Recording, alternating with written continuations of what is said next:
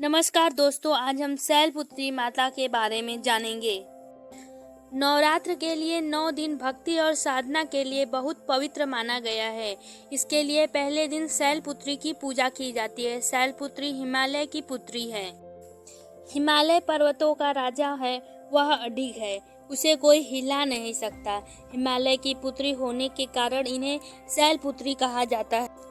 शैलपुत्री बैल पर सवार संपूर्ण हिमालय पर विराजमान है। यह वृषभ वाहन शिव जी का ही स्वरूप है। घोर तपस्या करने वाली शैलपुत्री समस्त वन जीव जंतुओं की रक्षक भी हैं। शैलपुत्री के दाहिने हाथ में त्रिशूल है, जो धर्म, अर्थ और मोक्ष के संतुलन का प्रतीक है। बाएं हाथ में सुशोभित कमल पुष्प कीचड़ यानी जगत में रहकर उससे परे रहने का संकेत देता है।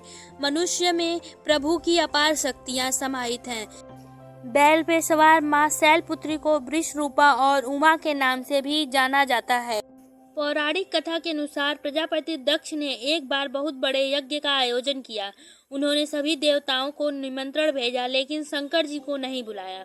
यह बात जब सती को पता चली कि उनके पिता अत्यंत विशाल यज्ञ का अनुष्ठान कर रहे हैं, तो वह वहां जाने के लिए व्याकुल हो गई। उन्होंने इस बात का जिक्र शंकर जी से किया। शंकर जी इस बात पर कुछ देर विचार किए और उन्होंने कहा, प्रजापति दक्ष किसी कारणवश से हमसे रुष्ट हैं। उन्होंने हमें जानबूझकर नहीं बुलाया है और बाकी सभी को निमंत्रण दिया है। हमें वहां जाने की कोई भी सूचना नहीं मिली है। ऐसे में हमें वहां जाना अच्छा नहीं है। लेकिन सती नहीं मानी। उन्होंने अपने पिता का यज्ञ देखना था। वह अपनी माता और बहनों से भी मिलना चाहती थी। उनका प्रबल आग्रह देखकर शंकर भगवान जी ने उन्हें वहां जाने की अनुमति दे दी। जब सती अपने पिता के घर पहुंची तो कोई भी उन्हें अच्छे से बात नहीं किया। सभी लोग उनसे मुंह फेर लिए, लेकिन माता ने उन्हें प्यार से गले लगा। अपने लिए परिजनों का ऐसा व्यवहार देखकर उन्हें बहुत दुख हुआ। बहनों की बातों का व्यंग और उपहास के भाव भरे हुए थे। यही नहीं, वहां पर भगवान शंकर जी के प्रति भी तिरस्कार का था। प्रजापति दक्ष भी भगवान शंकर जी का तिरस्कार कर रहे थे। ऐसा व्यवहार देखकर सती दुखी हो गई। अपना और अपने पति का अपमान उनसे सहन न हुआ और फिर वह अगले ही पल उन्होंने ऐसा कदम उठाया जिनकी कल्पना स्वयं दक्ष ने नहीं की थी। उन्हें लगा कि शंकर जी सही कह रहे थे। उन्होंने यहाँ आकर बहुत बड़ी गलती कर दी। सती ने उसी यज्ञ के अग्नि में कूदकर स्वयं को भस्म कर लिया। भगवान शिव को जैसे ही इसके बारे में पता चला तो वह दुखी हो गए। दुख और गुस्से की ज्वाला से जलते हुए शिव ने उस यज्ञ को ध्वस्त कर दिया। फिर वही सती अगले जन्म में शैलराज हिमालय की पुत्री के रूप में जन्म ली।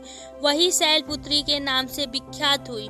उनको पार्वती और हेमावती के नाम से भी जाना जाता है। मां शैलपुत्री का वास काशी नगरी वाराणसी में माना जाता है। वहां शैलपुत्री का एक बेहद प्राचीन मंदिर है, जिनके बारे में मान्यता है कि यहां मां शैलपुत्री के सिर्फ दर्शन करने से भक्तजनों की मुरादें पूरी हो जाती हैं। मान्यताएं यह भी है कि नवरात्र के पहले दिन जो भी भक्त मां शैलपुत्री का दर्शन करता है, उसके सारे वैवाहिक जीवन के कष्ट दूर हो जाते हैं। अगर आपको ये जानकारी पसंद आई हो तो कृपया मेरे वीडियो को लाइक कर दें और शेयर कर दें। साथ ही मेरे चैनल को सब्सक्राइब कर दें। धन्यवाद।